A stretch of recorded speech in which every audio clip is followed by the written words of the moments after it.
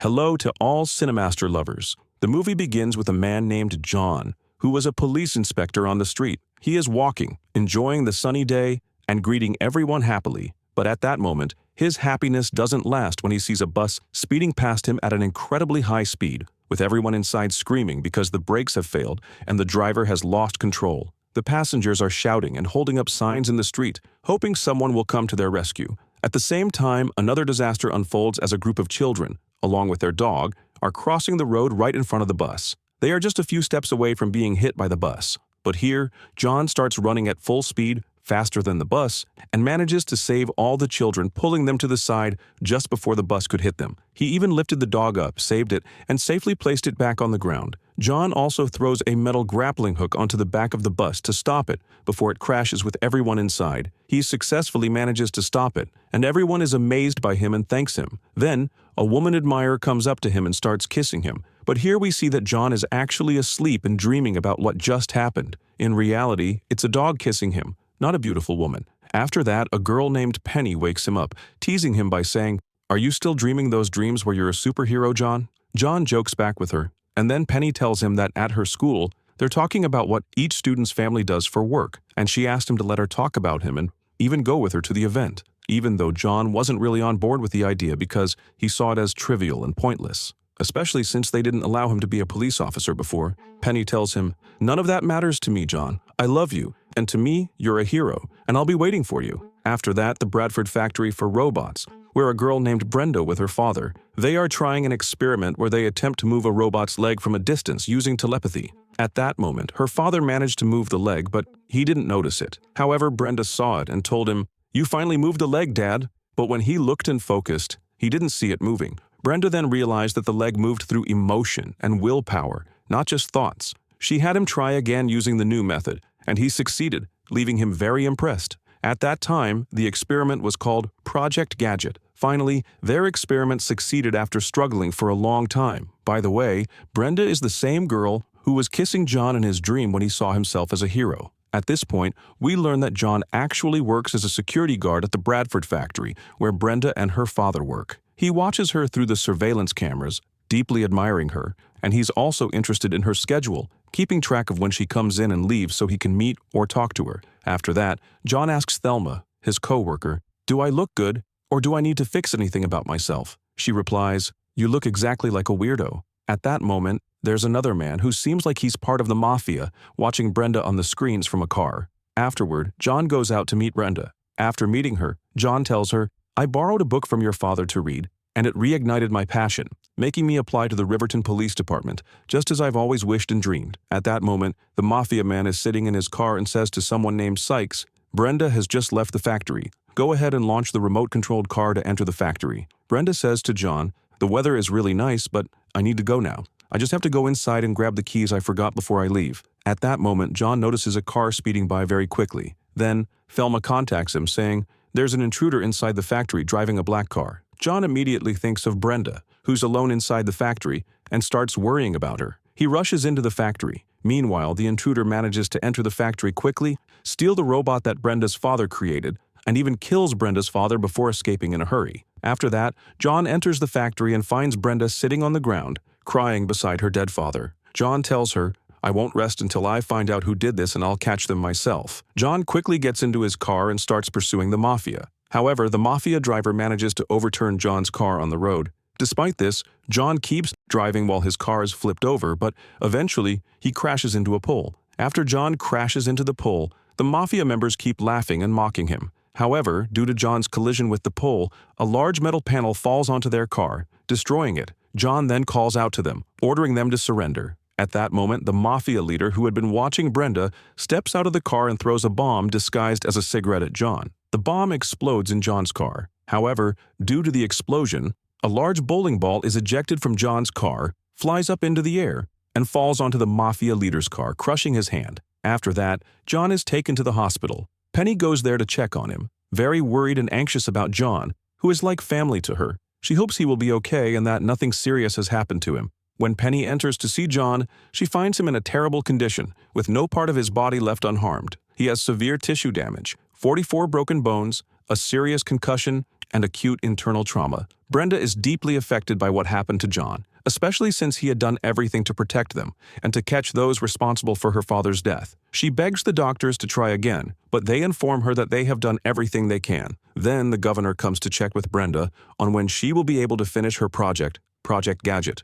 Brenda assures her that she will try to complete it as soon as possible. When the governor asks who will be the test subject for the project, Brenda replies, "John, who is injured inside. There's no one more suitable than him. My father told me that I would find the right person at the right time, and I can't think of anyone better than John to be the subject of Project Gadget." Then, a large team of doctors gathers and begins working on John to implement their project and prepare him for their concept. They use saws, knives, dangerous tools, drills, and hammers, inserting a variety of metals into his body. It seems like they're treating him more like a machine than a human. Next, the mafia man, Claw, who had killed Brenda's father and stolen the robot's leg. He is now with his driver, Sykes, and his doctor, Kremer. Claw has a mechanical hand, and the doctor is working on assembling weapons for him to use with his enhanced strength, aiming to take control of the entire city. John wakes up in his room after the operation and discovers that his hand is emitting fire, knives, toothbrushes, a comb, a lighter, and everything imaginable. He is unable to control himself. He then moves his leg and is shocked to find a missile launching from it, beginning to destroy everything around him. Terrified and confused about what is happening, he rushes out of the room, hoping to find someone who can explain what's going on. On his way, John sees Brenda and says, "I don't know what's happening to me.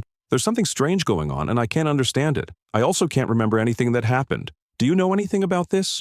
Brenda replies, "You had a major explosion, and you're just starting to come to and piece yourself together after everything that happened. Now, you've become a complex network of tissues, programming, and machinery." John, feeling distressed, says, "I've become like scrap metal, useless. I want to go back to the way I was before." Brenda tries to reassure him, saying, "You've now become the first robotic police officer, just as you always wished. This is a unique opportunity that won't come again, and everyone dreams of being in your place." Then, Claw tries to activate the robot he built after taking the missing parts from Brenda's lab when he killed her father. However, his attempt fails, and he can't control the robot. He starts to wonder what Brenda has that he doesn't. Next, Brenda, as she explains the new machine that now lives inside John. She informs him that this machine has a vital component embedded within him, and without it, he won't be able to function and will eventually die. Brenda then gives John an instruction manual that will help him understand the machine inside him and how to interact with it. She tells him that the machine is called Gadget, and from now on he will also be known as Gadget. After that, Brenda gives him a suit that he will wear all the time, similar to a superhero. The suit is designed based on the uniforms of the police inspectors he had always dreamed of becoming. John puts on the suit, and Brenda takes him to a park to test it along with the machine inside him. She asks him, "Imagine two people are robbing a jewelry store. What would you do?" Gadget, John, responds incorrectly, and instead of handling the situation, he ends up releasing a messy paste that makes a mess of Brenda. This results in his first attempt at dealing with a crisis being a failure. They then take John to a monk to help him focus and learn to control the machine inside him. After that, Brenda gives him his new car, which is equipped with numerous advanced tools to aid him in his mission. At first, John struggles to control the car, but eventually, he manages to master it. With the help of the car, he successfully chases down two escapees from prison, apprehends them, and returns them to jail. Then, the media begins to cover the new robotic police officer in the city, reporting that today, he successfully completed his first mission. They highlight that he apprehended two escapees from prison and also prevented them from stealing a car. At that time, Claw, along with his driver and doctor, is watching the news on TV, feeling frustrated and annoyed by the new robotic police officer. He instructs his assistants to prepare his own robotic suit so he can attend the event where Gadget will be officially inducted into the police force the next day. Claw plans to expose Gadget on his induction day, showing everyone that he is a failure despite his superpowers and ultimately useless. The next day, Penny prepares Gadget for the ceremony, dressing him up and informing him that the governor and the mayor will be attending the event where he will be officially inducted into the police force. When the event begins, Gadget arrives and meets Brenda, who asks him to dance with her. They dance together, and everyone is impressed by their performance. But then Claw interrupts and pretends to be a former colleague of Brenda from Harvard University, where she studied. He offers her a job at his lab, promising to provide her with the money she needs and to fund all her projects. Then Gadget learns about what happened with Claw.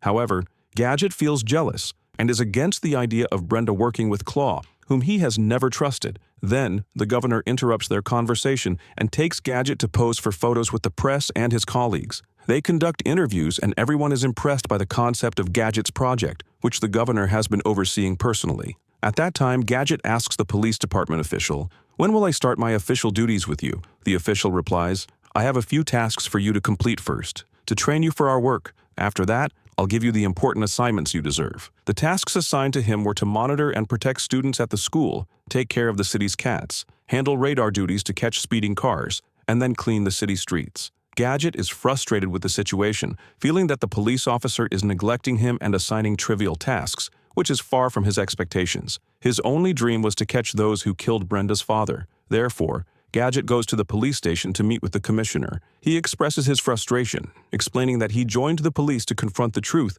and apprehend those responsible for Brenda's father's death, not to patrol the streets collecting useless cats. At that moment, the commissioner responds, "Look, Brenda's father's case needs a real police officer, not just a robot made up of spare parts. You're just a state propaganda piece. I'm only putting up with you for these few days until the publicity dies down. After that, I'll be glad to expel you from the police station myself." The commissioner then expels Gadget from the office and from the entire police station. Gadget leaves, feeling enraged and frustrated, believing that he is being mocked and that he is useless. Next, we go to Claw's lab, where he has managed to steal Brenda's research files and create the chip he needs to control the robot he is designing. There, Dr. Creamer informs Claw that he has completed his robot, which resembles Gadget but is designed for destruction. This robot's purpose is to undermine Gadget's project by killing and attacking many people, causing chaos in the city. Afterward, Claw activates the robot using the chip he created from Brenda's stolen research. He communicates with the robot, which is extremely aggressive and indistinguishable from Gadget in appearance.